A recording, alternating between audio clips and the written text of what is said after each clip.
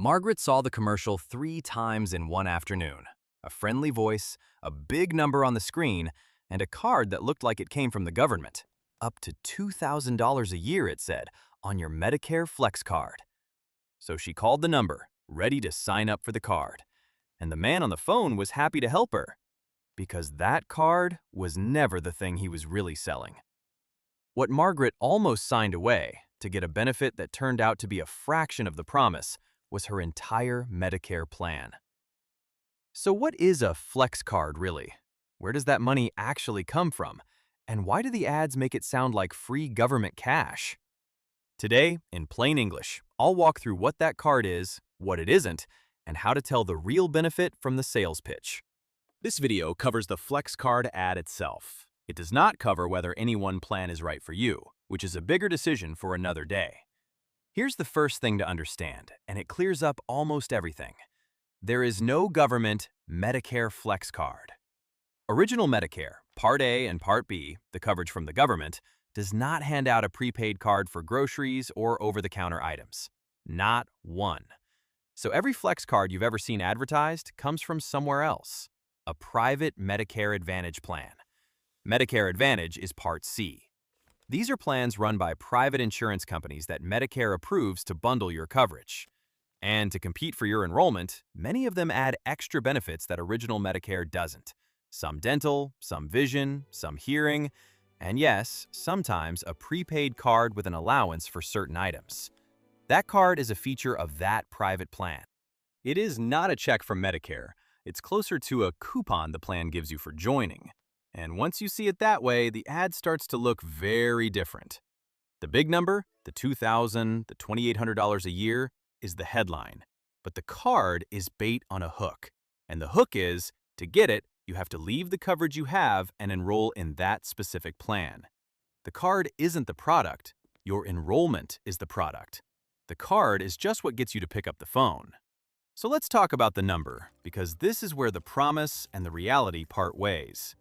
The amount on the screen is usually the most any person could theoretically get under the most generous plan if they qualified for every piece of it. The allowance a typical person actually receives is often a good deal smaller, sometimes a few $100s a year, not thousands. And it usually isn't cash.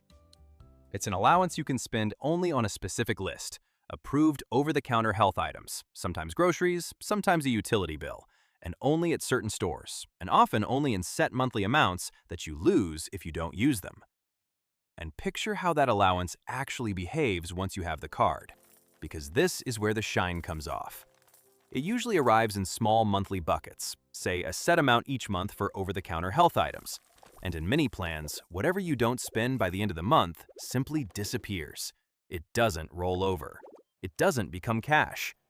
Try to buy something that isn't on the approved list, and the card politely declines right there at the register.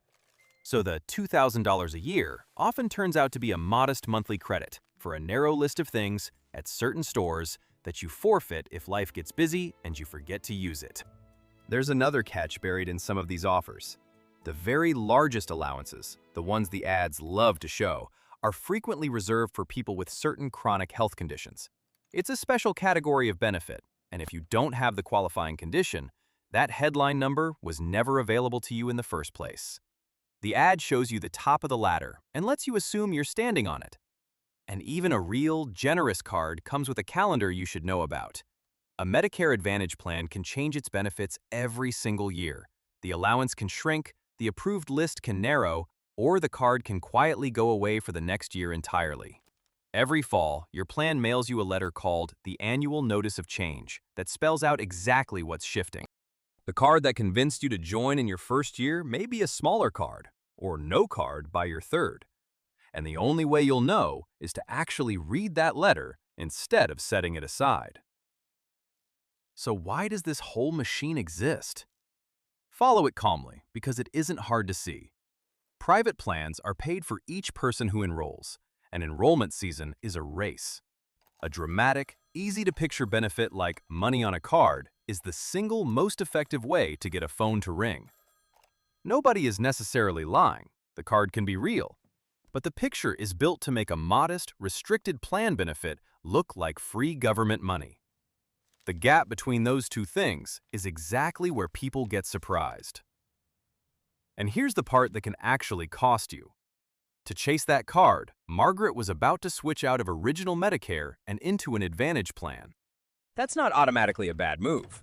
For some people, an Advantage plan is a genuinely good fit. But it's a real decision with real trade-offs.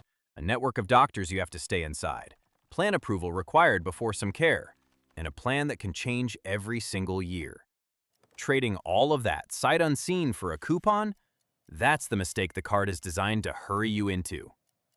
One more thing, because the ads blur it on purpose.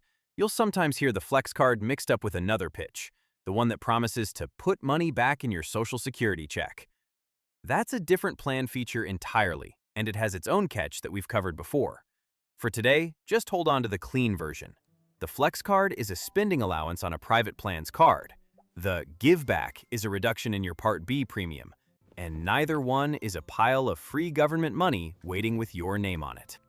When two different ads use the same warm voice and the same big number, it's easy to believe they're all the same gift. They aren't. Have you gotten one of these Flex card calls or mailers and felt that little tug of, wait, is this real? That instinct is worth trusting. Tell me in the comments what the ad promised you. I read every one. Now, if what you actually need is help paying for care, there is real help, and it does come from the government, quietly, without a commercial. If your income and savings are modest, programs called the Medicare Savings Programs can pay your Part B premium, and a benefit called Extra Help can cover most of your drug costs. Those are the real cards, in a sense, and nobody runs flashy ads for them because there's no plan to sell you. Your state health insurance assistance program can check for free whether you qualify. So here's what to do the next time that commercial comes on. Don't call the number on the screen.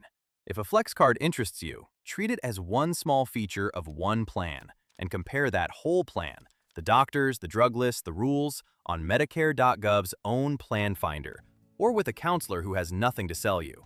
Ask the plain question. What is the actual allowance for someone like me? What can I spend it on? And what do I have to give up to get it? The answer is usually a lot smaller and a lot more conditional than the number on the screen. And if you'd like a real person to sit with your situation, free, no sales pitch, no commission, call your state health insurance assistance program, your SHIP counselors, or Medicare directly at 1-800-MEDICARE. They can compare plans with you without a card, a quota, or a script. Because the Flex card isn't the scandal here.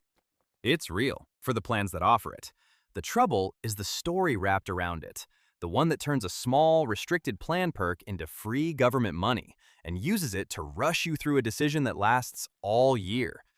Once you know the card is a coupon and not a gift, the ad simply loses its grip. So tell me below, what number did your Flex card ad promise you? If this made that commercial make sense, then subscribe. Next, we look at the care Medicare was never built to pay for at all, and how families actually cover it. This is general information, not financial advice, and we are not affiliated with Medicare. Always check your own situation. I'm glad you're here. I'll see you in the next one.